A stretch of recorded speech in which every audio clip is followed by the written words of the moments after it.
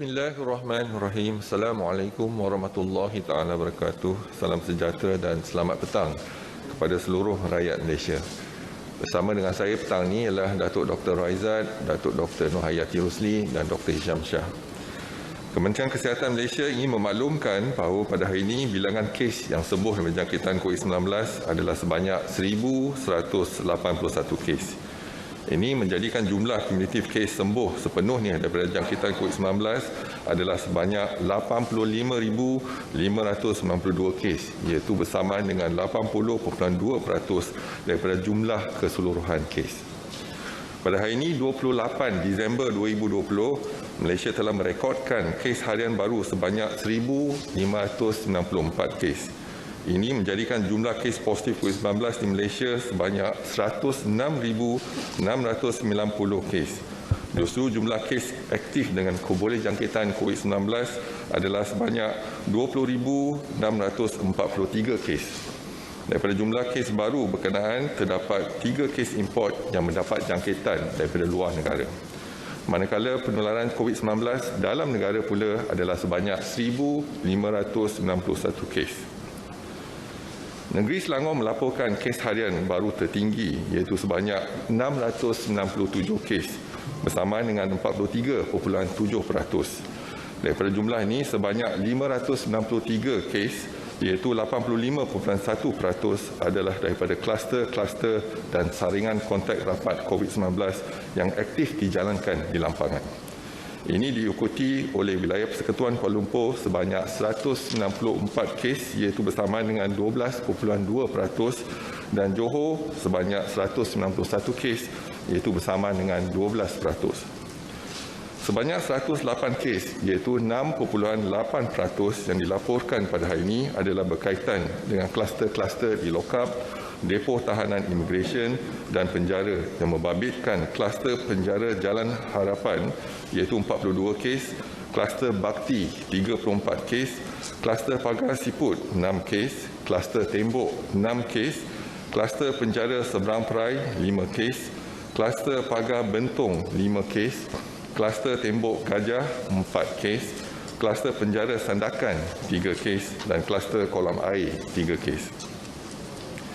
Perincian penuh jumlah kes mengikut negeri adalah seperti di lampiran 1 dan 2 yang disertakan bersama kemenyertaan media.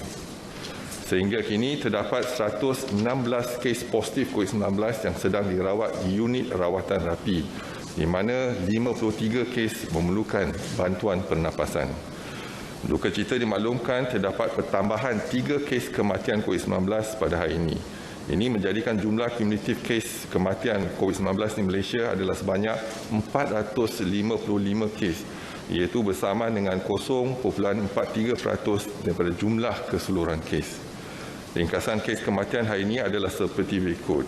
Yang pertama, kes kematian 453, nombor kes ialah 73,341, seorang warga negara perempuan dari Selangor berusia 62 tahun, mempunyai latar belakang penyakit kencing manis dan obesiti. Beliau meninggal di Hospital Sungai Buloh. Kes kematian kedua iaitu kes ke-454, kes nombor 89,863, seorang lelaki warga negara dari Selangor berusia 90 tahun. Beliau mempunyai penyakit darah tinggi, dislipidemia dan juga gout. Beliau meninggal di Hospital Sungai Buloh. Kes terakhir ialah kes kematian 455, kes nombor 101,587, seorang lelaki warga negara daripada negeri Sabah berusia 62 tahun, mempunyai penyakit darah tinggi. Beliau meninggal di Hospital Queen Elizabeth, Kota Kinabalu. Kementerian Kesihatan mengucapkan takziah kepada semua ahli keluarga mereka.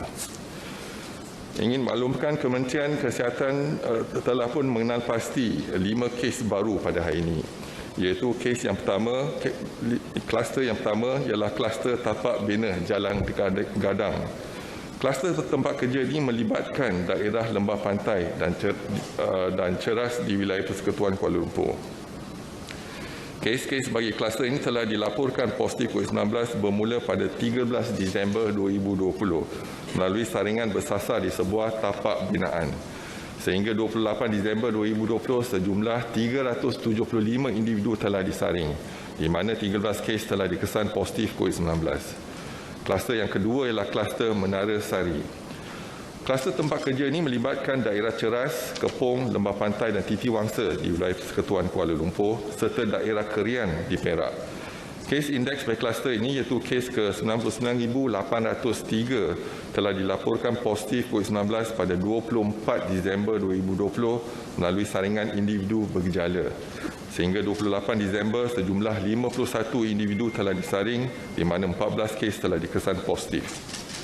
Kluster yang ketiga ialah kluster Bukit Pasir. Kluster tempat kerja ini melibatkan daerah Muar di Johor. Kes indeks baik kluster ini iaitu kes ke-100,103 telah dilaporkan positif pada 24 Disember melalui saringan individu berjala. Sehingga 28 Disember, sejumlah 14 individu telah disaring di mana 9 kes positif telah dikesan. Kluster yang keempat ialah kluster Pintu Geng. Kluster ini melibatkan daerah Kota Baru di Kelantan iaitu kluster komuniti. Kes indeks baik kluster ini iaitu kes ke-101,557 telah dilaporkan positif pada 25 Disember melalui saringan individu bergejala. Sehingga 28 Disember, sejumlah 130 individu telah disaring di mana 21 kes telah dikesan positif. Kluster yang terakhir adalah kluster Putra 15. Kluster tempat kerja ini melibatkan wilayah Persekutuan Putrajaya. Kes indeks di bagi kluster ini iaitu kes ke-103,898 telah dilaporkan positif pada 26 Disember melalui saringan individu bergejala. Sehingga 28 Disember 2020, sejumlah 31 individu telah disaring di mana 8 kes telah dikesan positif. Kementerian Kesihatan ingin menasihati orang ramai agar terus patuhi saranan serta nasihat-nasihat kesihatan yang sering ditekankan. Elakkan 3S iaitu elakkan kawasan yang sesak, elakkan kawasan yang sempit dan elak sembang dengan jarak yang dekat. Amalkan 3W iaitu amalan wash, wear dan warn. Patuhilah kepada SOP sebagai norma baru. Kementerian akan terus memantau perkembangan kejadian di dalam negara dan juga luar negara melalui maklumat yang diperolehi daripada WHO. Orang ramai akan sentiasa dimaklumkan sebarang perkembangan terkini dan kementerian akan memastikan langkah pencegahan dan kawalan yang sewajarnya akan dilaksanakan. Seterusnya diperhatikan kepada modeling kes seharian COVID-19 dan ramalan kes dari 12 September sehingga 31 Disember 2020. Semalam kes yang dilaporkan adalah 1,196 iaitu kadar kebolehjangkitan RT ataupun R0 adalah 1.06. Hari ini kes yang dilaporkan adalah 1,594, masih di bawah RT ataupun R0 1.1, iaitu jangkaan kes untuk 1.1 ialah 1,814. Kita masih bertahan iaitu RT ataupun R0 lebih kurang 1. Dan matlamat utama kita ialah untuk menurunkan R0 ini kepada 0.5 ataupun 0.4, barulah kita dapat melandaikan lengkuk. Laporan penggembara dan pemasautin tetap Malaysia yang pulang luar negara dari 3 April sehingga 28 Disember 2020 adalah sejumlah 1,483 kes. Pada hari ini ada 3 kes import iaitu masing-masing 1 kes pulang dari Indonesia, Jordan dan juga Kongo. Daripada sejumlah 489 kluster yang telah dilaporkan setakat ini, 275 kluster telah pun tamat tempoh pemantauan untuk 28 hari termasuk 4 kluster pada hari ini. Kluster yang pertama yang telah tamat ialah kluster Tamar iaitu di Petaling, Selangor melibatkan 20 kes, semua bukan warga negara dan tiada kes kematian. Kluster yang kedua adalah kluster Intan di Pulau Pinang dan juga di Kedah melibatkan 207 kes iaitu 125 warga negara dan 82 bukan warga negara dan tiada kes kematian. Kluster yang ketiga ialah kluster Pusat Tahanan Sementara Tawau di Tawau, Sabah melibatkan 766 kes iaitu 19 warga negara dan 747 bukan warga negara dan 3 kes kematian. Kluster yang terakhir ialah kluster Putra 18 melibatkan 23 kes semuanya warga negara Malaysia dan 1 kes kematian. Dimaklumkan laporan kluster COVID-19 yang aktif di Malaysia sehingga 28 Disember 2020 adalah sejumlah 214 kluster, termasuk 5 kluster baru yang dilaporkan pada hari ini. Daripada sejumlah 214 kluster, 54 kluster aktif ada pertambahan kes dan 160 kluster aktif tiada pertambahan kes. Kita mula dengan kluster yang pertama ialah kluster hentian. Masih ada pertambahan kes baru iaitu 261. Jumlah kes ialah 2,247 dan jumlah yang telah disaring adalah 12,654. Seterusnya ialah kluster penjara Jalan Harapan iaitu penjara Sungai Buloh. Kluster yang telah pertambahan ialah 42 kes baru dan jumlah kes ialah 2,074 dan mereka yang telah disaring adalah 5,144. Kluster yang ketiga ialah kluster Ceram. Ada pertambahan 40 kes, jumlah kes adalah 813, jumlah yang disaring adalah 3,367. Seterusnya kluster Bakti ada pertambahan 34 kes, jumlah kes setakat ini ialah 1,068, jumlah yang disaring 1,848. Kluster Daman Tapak Bina Daman Lela masih ada pertambahan 33 kes, jumlah kes ialah 2,719, jumlah yang disaring ialah 4,463. Kluster Tapak Bina Muda ada pertambahan 24 kes, jumlah kes 856 dan jumlah yang disaring ialah 4,372. Kluster Sungai Burong ada pertambahan 24 kes, jumlah kes 81, jumlah yang disaring 207. Kluster Tapak Bina Pelangi di Kepong masih ada pertambahan 20 kes, jumlah kes 49, jumlah yang disaring 142. Kluster Suruling masih ada pertambahan 19 kes, jumlah yang disaring 2,078 dan jumlah kes positif, jumlah yang disaring adalah 2,981, jumlah yang kes positif adalah 2,078. Kluster Persiaran Haid masih ada pertambahan 19 kes, dan jumlah kes adalah 74, jumlah yang disaring adalah 213. Seterusnya ialah kluster Tapak Bina Jalan Panah di Lembah Pantai Kuala Lumpur. Masih ada pertambahan 19 kes, jumlah kes 40, jumlah yang disaring 1,019. Kluster Tapak Bina Permai di Lembah Pantai juga ada pertambahan 14 kes, jumlah kes 245, jumlah yang disaring 1,088. Kluster Tampoi Jaya di Johor Bahru ada pertambahan 12 kes, jumlah kes 359 dan jumlah yang disaring 989. Kluster Beringin masih ada pertambahan 10 kes, jumlah kes 606 dan jumlah yang disaring setakat ini ialah 16,059. Kluster Batu 39 di Pontian masih ada pertambahan 9 kes, jumlah kes 72 dan jumlah yang disaring 431. Kluster Pintu Geng iaitu kluster baru di Kota Baru ada pertambahan 9 kes, jumlah kes 21 yang disaring 130. Kluster Sungai Putus ada pertambahan 8 kes, jumlah kes ialah 1,005, jumlah yang disaring adalah 2,015. Kluster Sugut di Papar dan Penampang Sabah ada pertambahan 8 kes, jumlah kes 47 dan jumlah yang disaring 289. Kluster Teratai masih ada pertambahan 7 kes. Jumlah kes setakat ini ialah 6,055.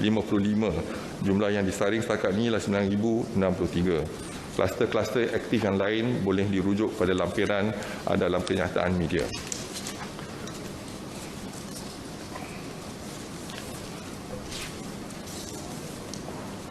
Seterusnya dimaklumkan laporan kapasiti harian 63 makmal COVID-19 di seluruh negara yang menjalankan RT-PCR pada 27 Disember adalah sejumlah 59,555. Semalam kita berjaya menjalankan 19,794 ujian RT-PCR bersama dengan 33%.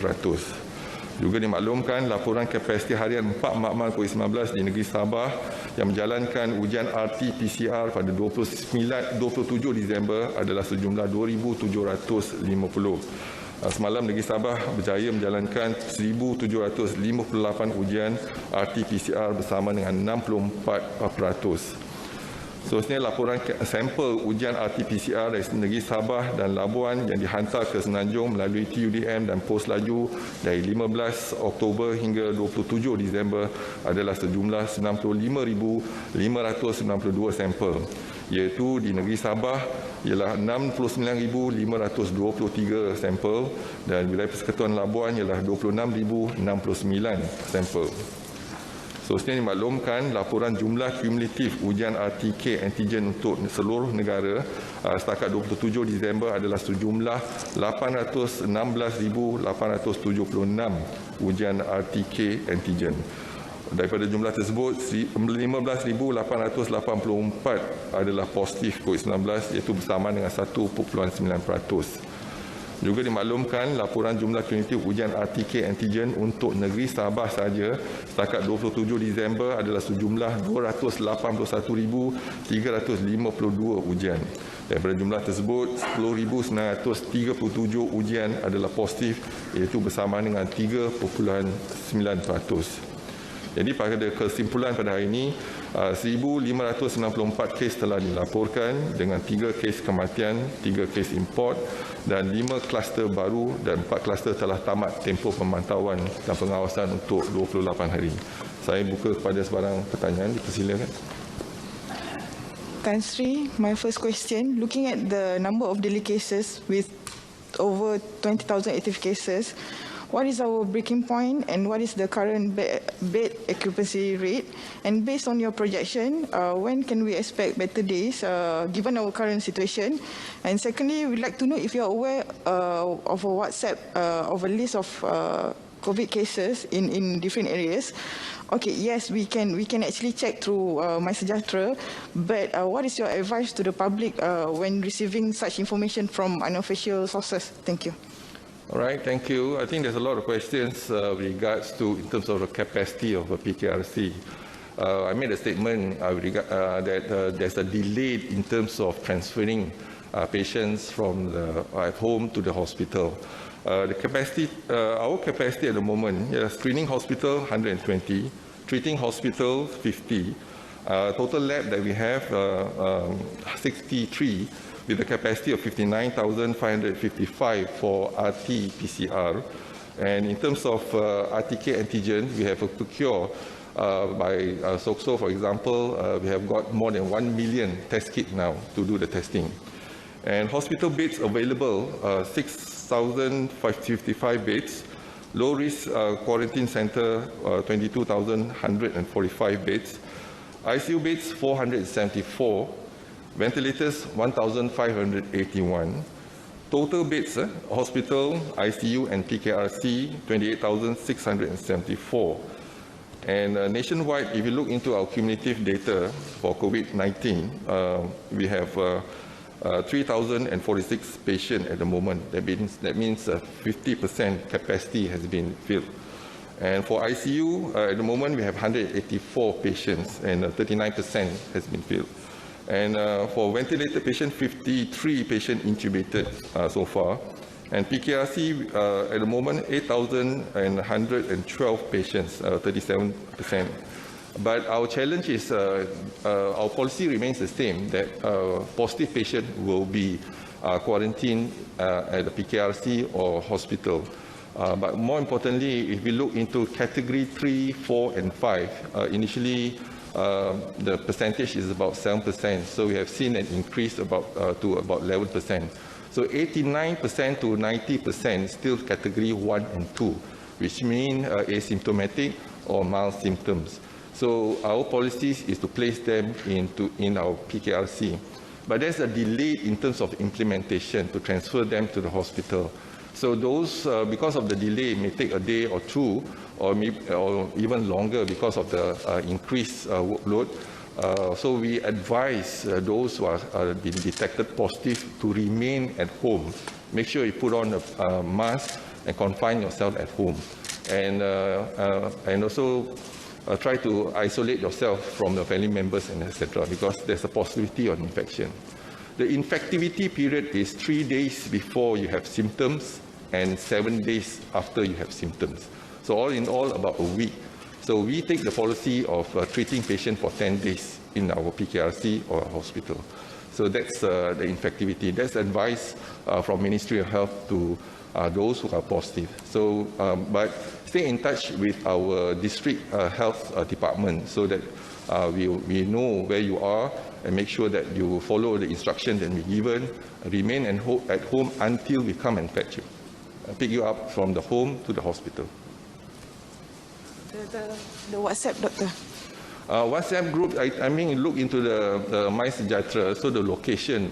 Sometimes you are in a location, there are cases around. More importantly is you have to adhere to our SOP, put on a mask, continue to have a safe distancing with others at least 1 meter, and wash your hand frequently.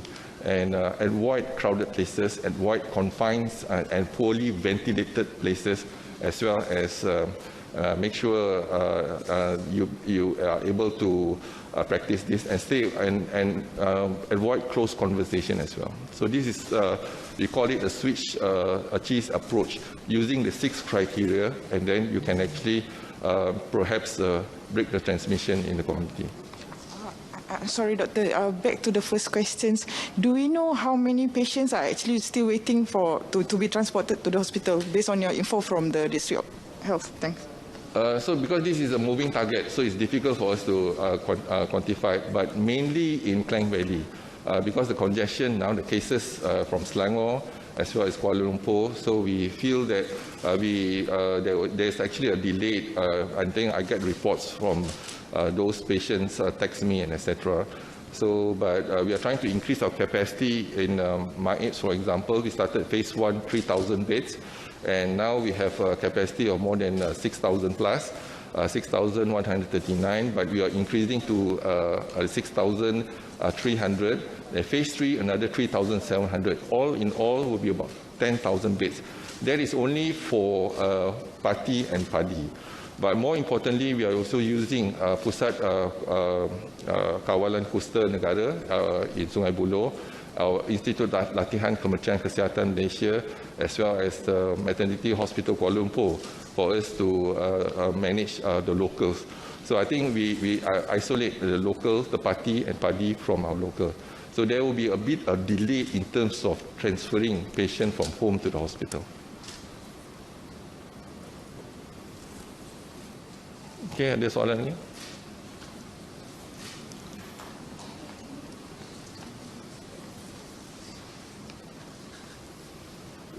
Good evening, Dr. Hisham. Good evening. Thank you for explaining about the bed capacity, but I just wanted to know, to just zoom in on Klang Valley, as you mentioned, that is where the problem is, that is where we have a delay.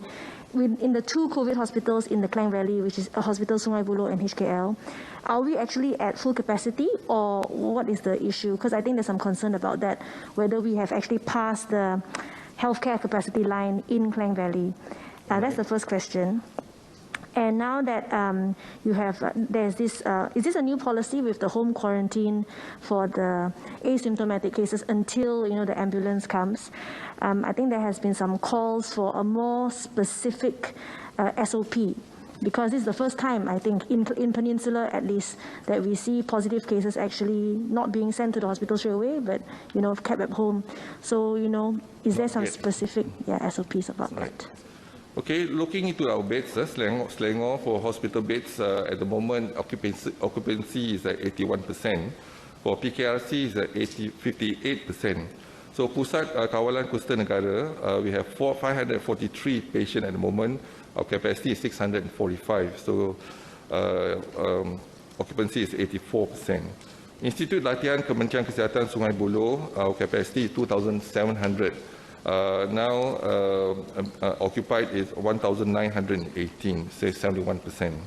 So MyAIDS, we have 6,640. Occupancy now is rate 3,333. So total, we still have the capacity, but the delay now is actually to transfer the patient from the home to the hospital. So we advise those who are positive to remain at home. And confine themselves and wait until our district state hospitals come and fetch them and then to pick them up to the hospital. So for Wilayah Persekutuan, Kuala Lumpur, HKL, we have 648 beds. Occupancy is 339. So we still, so total is 52%. And we still have 230 beds in the hospital rehab Ceras. So our capacity is still there.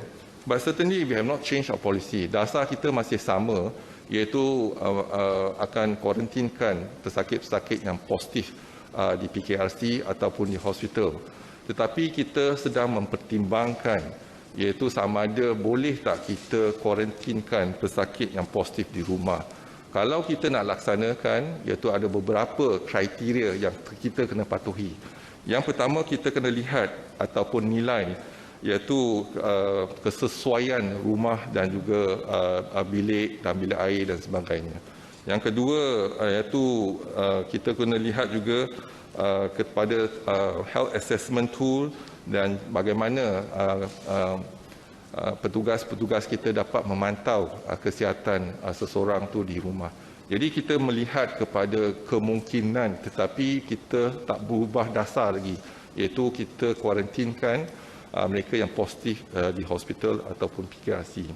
Kita juga melihat kepada kemungkinan peningkatan kes dan menggunakan asrama, majikan dan sebagainya untuk kita menggunakan sebagai tempat kuarantin. Dan kita dah laksanakan iaitu menggunakan Akta 342 iaitu Seksyen 11(3)C di mana kita menggunakan asrama untuk kuarantinkan kes yang positif tahap 1 dan kes yang positif tahap 2 yang ada gejala ringan. Iaitu kita menggunakan ketika kita menjalankan kawalan untuk kluster teratai.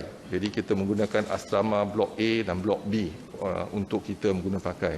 Jadi ini satu kemungkinan yang kita boleh guna pakai untuk mengurangkan kesesakan di MAIPS contohnya. Tetapi majikan ada iaitu penempatan ataupun kesesuaian dalam melaksanakan ataupun penginapan yang dihaskan untuk pekerja-pekerja mereka. Jadi ini dapat kita pertimbangkan. Tapi setakat ini kemampuan total kemampuan keseluruhan untuk hospital di Selangor adalah 59%. Jadi kita masih ada keupayaan untuk menerima pesakit. Tetapi ada kelewatan itu untuk memindahkan pesakit daripada rumah ke hospital. Jadi nasihat kita kepada pesakit yang positif yang sedang menunggu pusat pejabat kesihatan daerah untuk memindahkan mereka ke hospital, kekal di rumah, pastikan pengasingan berlaku di rumah dan pakai penutup muka dan juga pastikan tak bergaul ataupun bercampur dengan ahli keluarga yang lain kerana ini boleh menyebabkan jangkitan. Jadi tunggu sehingga pejabat kesihatan daerah datang dan untuk memindahkan pesakit ke hospital.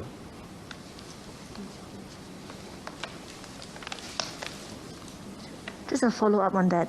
Can we know why there is a delay? Kenapa ada kelewatan in transferring patients, especially in Klang Valley? Thank you.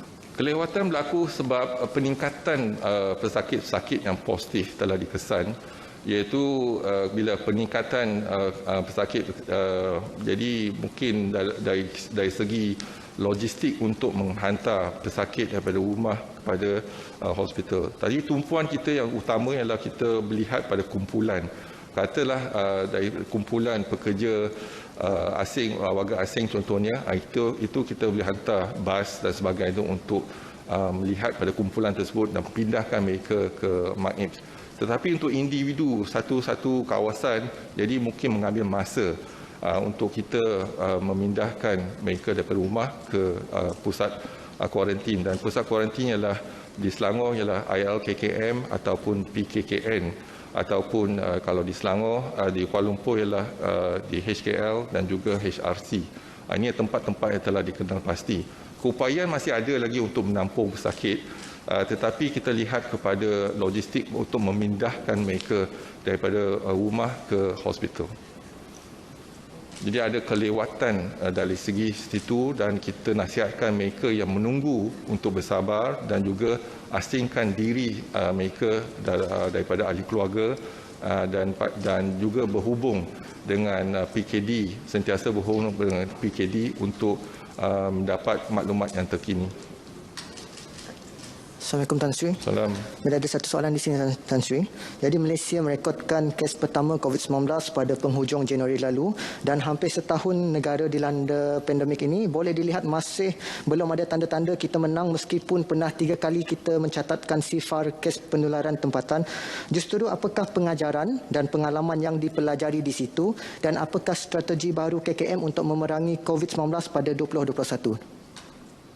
Terima kasih atas soalan tersebut. Jadi dalam tempoh setahun kita banyak belajar untuk mengawal dan juga mencegah penyakit COVID-19 ni. Jadi pada permulaan jadi ada peningkatan kes dan kita telah pun berjaya, iaitu kita menggunakan kaedah PKP dan kita berjaya melandaikan lengkok dan juga kes-kes itu semakin berkurangan sehingga 16 Julai 2020 kes sifar telah dilaporkan 3 hari berturut-turut. Dan apabila kes sifar telah dilaporkan, saya amat bimbang ketika itu kerana mungkin rakyat akan rasa alpa dan juga ambil mudah dan kes-kes akan meningkat. Dan pada bulan Ogos saya telah pun memperingatkan, iaitu kita jangkakan kes akan meningkat pada bulan Disember, iaitu mungkin yang pertama ialah mutasi virus tersebut. Hari ini kita dapati kita ada 2 mutasi di negara kita, iaitu D614G dan juga A701V, dan juga sekarang mutasi telah dikesan di United Kingdom. Yang kedua ialah kita lihat kes jangkitan itu semakin berlaku di negara lain pun, iaitu ketika musim sejuk, dan ada kemungkinan akan meningkat di negara kita. Yang paling penting ialah kepatuhan kepada SOP. Jadi kalau rakyat Malaysia boleh patuh kepada SOP, itulah kita mungkin boleh membendung penularan jangkitan COVID-19. Tetapi dari pelajaran kita daripada kita lihat pada pengalaman kita melaksanakan PKP, berjaya dari segi sudut kesihatan, tetapi impak ekonomi yang amat tinggi sekali. Jadi bila gelombang ketiga, memang Kementerian Kesihatan kalau boleh kita nak gunakan PKP, tetapi sebab impak ekonomi yang tinggi, kita melaksanakan PKPB bersyarat. Dan PKPB bersyarat telah pun berjaya. Kalau kita tak laksanakan PKPB bersyarat, kita jangkakan modeling kita ada 4 juta penduduk Malaysia akan dijangkiti.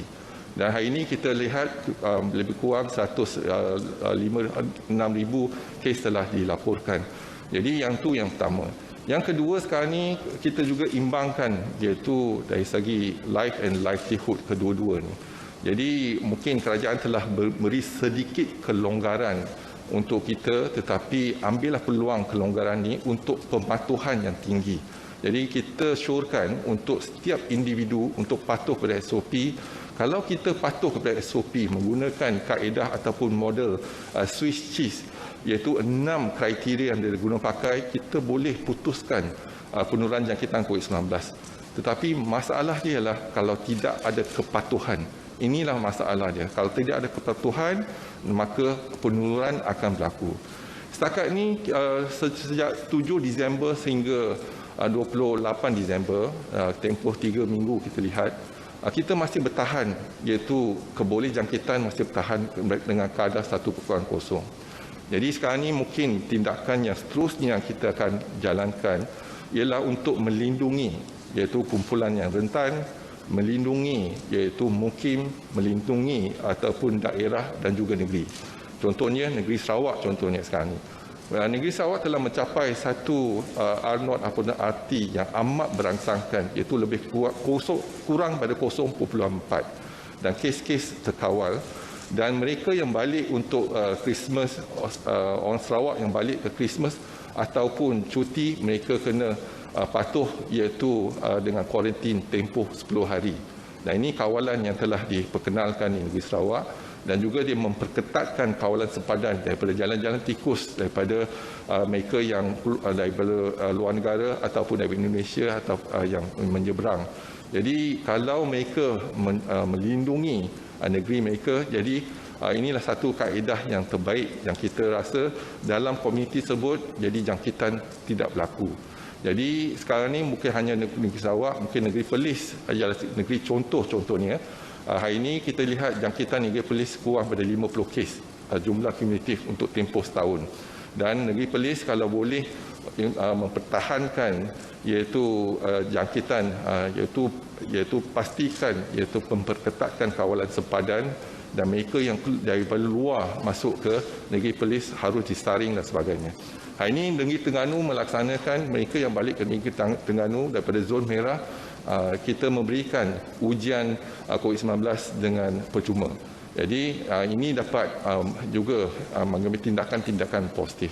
Negeri Kelantan juga mereka yang kembali ke Negeri Kelantan, pastikan mereka juga duduk di rumah dan juga dipakaikan gelang pink dan juga gelang hijau yang telah dilaksanakan. Jadi kita melihat kepada bagaimana kita boleh melindungi negeri-negeri yang hijau contohnya. Jadi inilah keadaan yang kita lihat. Tapi yang pastinya kalau kita nak putuskan jangkitan COVID-19 dalam negara kita, kalau semua boleh patuh pada SOP, maka kita boleh dalam tempoh 2 minggu, 3 minggu kita boleh menurunkan jumlah kes-kes yang positif. Okay, kalau tak ada lagi soalan, sekali lagi saya ingin mengingatkan diri saya sendiri dan juga orang ramai untuk kita patuh pada SOP. Kalau tak ada urusan penting di luar, pastikan kita duduk di rumah, tempat yang paling selamat sekali. Tapi kalau kita terpaksa untuk keluar daripada rumah, kita perlu dan mesti patuh pada SOP supaya kita boleh elakkan daripada dijangkiti. Kita kena jaga kita kena jaga keluarga kita kena jaga masyarakat dan juga negara kita. Sekian wabillahi taufiq wa hidayah. Assalamualaikum warahmatullahi taala wabarakatuh. Terima kasih.